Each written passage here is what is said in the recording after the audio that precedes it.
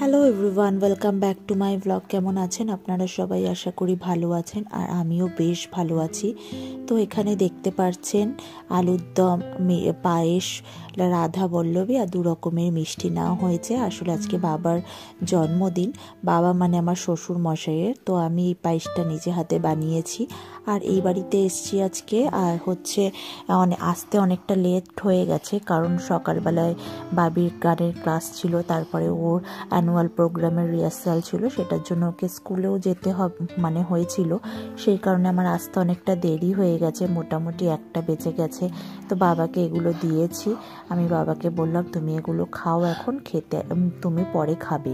তো এটা বললাম, আর খেতে আজকে একটু লেটই হবে কারণ সবে মাত্র এলাম। তো এখানে বাবি ওর দাদাইকে চন্দনে টিপ পরিয়ে দিয়েছে, আর ও ফার্স্টে পায়েস খাইয়ে দিচ্ছে, তারপরে আমরা একে একে সবাই খাইয়ে দেব। তো এটা চলবে, আর আজকে আমাদের খেতে অনেকটা লেটই হবে, তো সেই কারণে তো এখানে বাবি খাইয়ে দিচ্ছে। প্রথমে বাবা বলছিল খাবে না, তো আমি বললাম যে না, তুমি খেয়ে নাও। আর বাবা সকাল থেকে না খেয়েছিল, বাবির হাতে পায়েস খাবে বলে, সেই কারণে আমি বললাম এতক্ষণ না খেয়ে আছো তো খেয়ে নাও। তো সেই কারণে, আর বাবি এই যে দেখুন চামচটা কিভাবে ধরেছে, মানে মানে ওকে কি বলবো। আর যাই হোক, তো পায়েস খাওয়ানো হয়ে গেল, এবার মিষ্টি খাইয়ে দিচ্ছে। আর ও বরাবরই কী করে, একটা মিষ্টি প্রথমে খাইয়ে দিয়ে তারপরে সঙ্গে সঙ্গে আরেকটা দেওয়ার চেষ্টা করে। তো তারপরে আমি বললাম না, একটু দাঁড়াও, একটার পর একটা দিতে নেই। তো আবার একটু পরে দিয়ে তারপরে এবার আমরা একে একে পায়েস খাইয়ে দেবো। তো এরপরে আমি আবার ক্রিসমাসের ব্লগগুলোও দেব, এটা আমার দেওয়া হয়নি, তো সেই কারণে এটা আমি আগে দিয়ে দিচ্ছি, তারপরে একে একে আমি ক্রিসমাসের ব্লগগুলো দেব। তো এটা আজকে দুপুরের এটা চলছে, এরপরে দুপুরের লাঞ্চের টাইমও হয়ে যাবে এই করতে করতে। তো লাঞ্চের টাইম হয়ে গেছে, বাবার প্লেটটাও এখানে আমি সাজিয়ে দিচ্ছি। সিম্পল খাওয়া দাওয়া, বাবা তো খেতেই চাইছিল না। এখন মোটামুটি 3টে বাজে।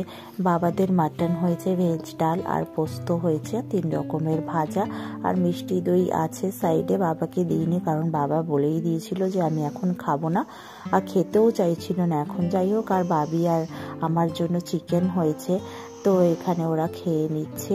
আমি বললাম যে আমি পরে খাবো, তো বাবা খেতে চাইছিল না। এখানে মিষ্টি দই আছে, মনে হয় না এখন কেউ খাবে বলে, তাও এখানে রেখে দিয়েছি, যদি খায় তো খাবে। আর এটা হচ্ছে সন্ধেবেলায় কেকটাকে রেডি করছি। আর সন্ধেবেলায় আমি আর অর্পণ বেরিয়েছিলাম কেকটা আনতে, বাবি ছিল বাড়িতে।